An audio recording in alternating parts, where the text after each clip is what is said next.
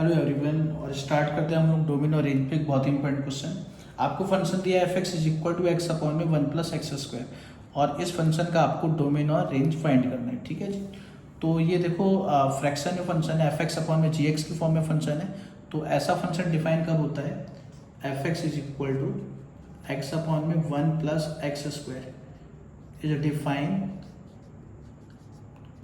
When 1 + x² is not equal to 0। मगर आप ध्यान से देखोगे तो 1 + x² कभी 0 हो ही नहीं सकता, क्योंकि आप अगर x की जगह पे चाहे 0 लिखो, चाहे नेगेटिव वैल्यू पुट करो, चाहे पॉजिटिव वैल्यू पुट करो, 1 + x² ऑलवेज क्या होगा? Not equal to 0। ठीक है, तो इसीलिए ये आपका क्या है? ऑलवेज है। तो इसीलिए जो इसका डोमेन है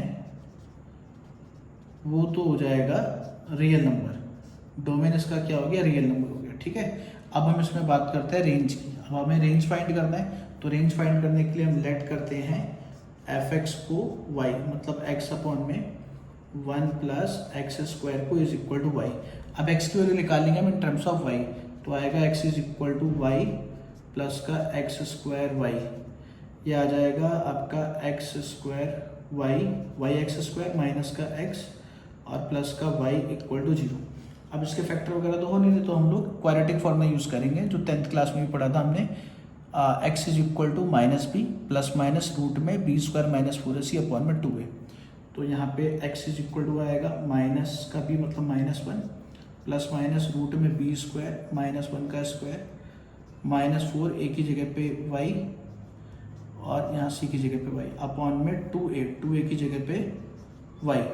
तो x इज इक्वल टू आ गया यहाँ से 1 प्लस माइनस रूट में 1 - 4y² अपॉन में 2y। ठीक है जी। अब ये हमारा x, देखो x क्या है?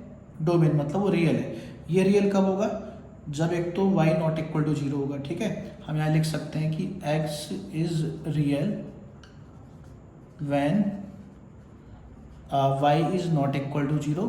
डिवाइड में 0 नहीं होना चाहिए। दूसरा, जो रूट में है पॉजिटिव होना चाहिए, मतलब 1 माइनस का 4y² ग्रेटर देन 0 होना चाहिए, ग्रेटर देन इक्वल टू 0 होना चाहिए, क्योंकि ऊपर है। ठीक है, अब यहाँ से देखो आपका 4y² less than equal to 1 आ गया, y² less than equal to 1/4 आ गया।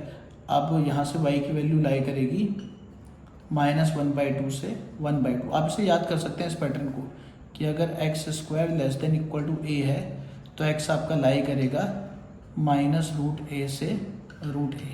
ठीक है जी। अब देखो -1/2 से 1/2 के बीच में आंसर आ रहा है, मगर y नॉट इक्वल टू 0 आ रहा है हमारा इस कंडीशन से। मगर अगर एक बार आप अपने फंक्शन को देखो, फंक्शन यहाँ पे x क्या है? डोमेन क्या है? Real number. अगर आप यहाँ पे रियल नंबर में से x की जगह पे 0 पुट करोगे, देखो at x is equal to 0, f of 0 क्या आ रहा है? f of 0 is equal to आ रहा है 0 अपॉन में 1 + 0 का स्क्वायर। ये तो 0 आ गया, मतलब क्लियरली x 0 पे क्या है? फंक्शन हमारा 0 है, मतलब 0 पे हमारा क्या है? फंक्शन डिफाइन है। और y की वैल्यू भी क्या आ रही है? 0 आ रही है। ठीक है, तो y की वैल्यू 0 आ सकती है। तो जो आपने y नॉट इक्वल टू 0 लिखा है, ये आपका किसी काम का नहीं। y की वैल्यू 0 हो सकती है। ठीक है ना, तो 0 हो सकती है। तो -1/2 से लेकर के 1/2 तक सारी की सारी वैल्यू जो होगी वो इसका रेंज होगा। ठीक है, तो रेंज आपका क्या आ गया? रेंज इज इक्वल टू आ गया -1/2 से 1/2। ये इसका फाइनल आंसर हो गया। ठीक है जी।